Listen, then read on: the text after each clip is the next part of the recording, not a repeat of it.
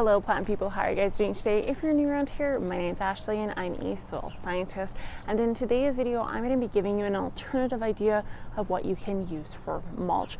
So I've spoken about mulch in past videos, but I've referred to the wood version of mulch, and it's come to my attention that wood mulch has gone up in price exponentially this last little bit, and I just cannot believe it. I usually get red mulch for the side of my house, and when I saw the new price tag on mulch, my jaw dropped. So because of that, I don't know if this is a case in all areas, but I thought to myself, I gotta give people an alternative method to mulching.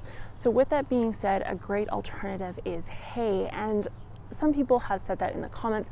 They're a little bit hesitant about using hay, and rightfully so. If you did not know, hay can have chemicals, and honestly, if you're getting a weed-free hay, it's most likely that it does. The reason being is farmers, to get the weed seeds out, will spray. It is quite literally impossible to get a weed-free hay without utilizing some sort of chemicals, because weeds naturally show up in a prairie landscape regardless of what you do.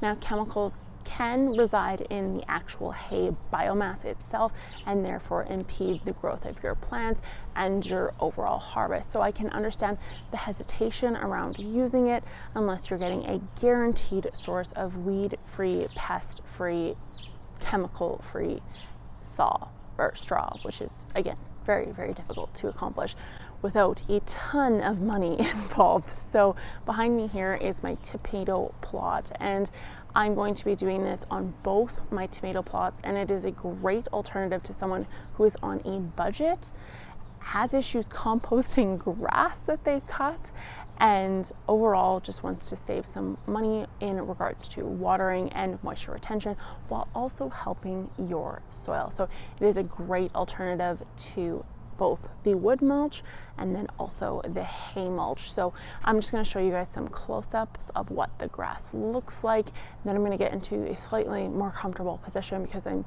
literally sitting on our board right now. It's not very comfortable. So here you guys can see I have my grass clippings sitting on top of my soil, and underneath this it is actually quite moisture retentive. So you can put however much you want. You can pile this on 2 inches thick, or you can do it a little bit lighter. The key to using any sort of mulch, regardless if it's wood, straw, or grass, is actually keeping it away from your main stem. So you can have a little bit by your main stalk, but try to make kind of like a nesting circle, like a little baby bird's nest around the main stem. This is going to prevent against disease build up, and then also just helping water maybe penetrate, depending on how thick you end up doing this, helping that water penetrate just around that stem area, but mostly for disease control.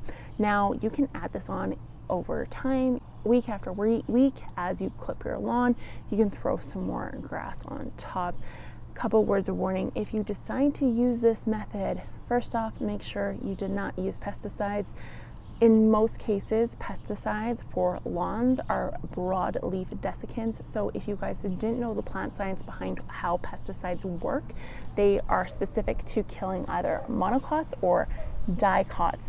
So if you were to mulch a dicot garden, such as a tomato garden, with something that has a pesticide for dicots, which was what you would use in a grass lawn, you will essentially kill your tomatoes because it is a dicot. That is what that pesticide is meant to kill. Now, if you sprayed technically a grass with a Roundup glyphosate, which is meant for monocots, and you then mulched a corn crop area with it, the corn crop would be totally fine and your weeds would die, because again, that Roundup or that chemical is designed for monocots.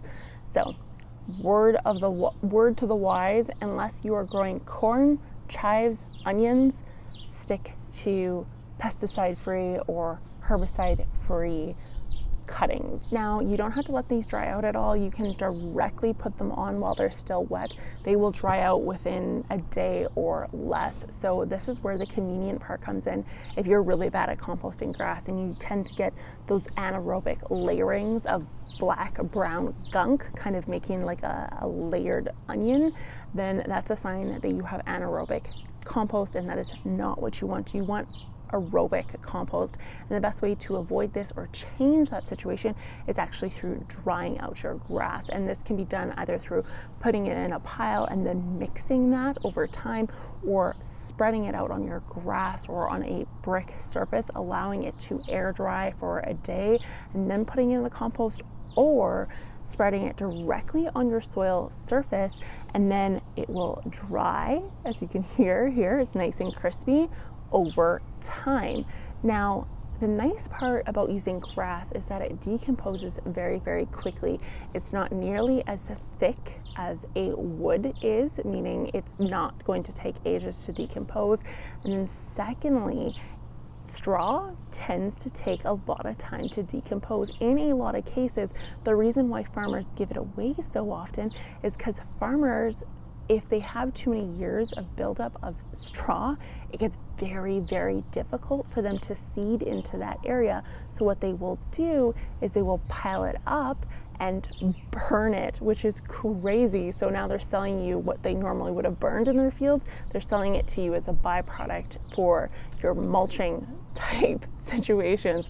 So you can let grass build up, and grass is going to decompose much, much quicker, meaning in the springtime, you don't have to feel bad about actually incorporating any leftovers into the soil, because it's not going to hold up the nitrogen the same way wood chips or straw would do. So the fall time maintenance or the fall time discarding, really, it's not a lot of work compared to if you have a straw or a bark mulch. Well, this brings us to our last point about using a grass for mulch, and that is you want to make sure that you don't have weeds, and this is going to keep you accountable when it comes to clipping your lawn. You can add in dandelions that have not yet flowered. You can add in thistle that has not necessarily yet flowered. Anything like that that's just in the foliage stage will be fine in the mulch. What you don't want is grass seed, dandelion seeds, thistle seeds, that sort of thing. So make sure you're clipping your grass on a regular basis. The thinner the shreds of grass, the better. So if you can get on top of your grass clippings once a week and continually add over time, you're going to be in a better position. It's going to keep you accountable on your lawn, but it's also going to keep your weed content in this down. That is one of the downfalls of using grass, is if you have weed seeds in your grass clippings, it is likely that you will have weeds growing in your mulch. But again, you're going to get the same thing with straw if it's not chemically sprayed. And while you won't get the same thing with bark, it just doesn't have the same moisture retention as something thinner like a straw or grass would.